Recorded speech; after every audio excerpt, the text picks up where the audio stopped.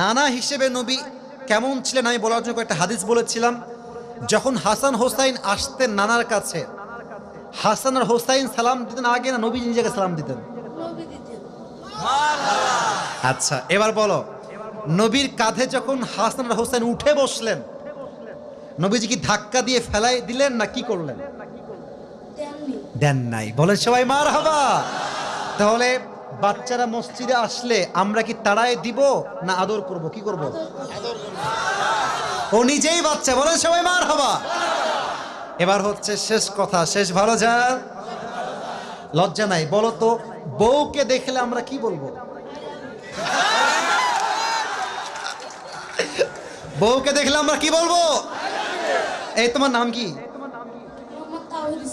তাওহীদ ইসলাম। ইসলামের একত্ববাদ যে প্রমাণ করে, সে প্রমাণ করেছে আগামী ইসলামের জন্য কাজ করবে। ঠিক কিনা বলেন?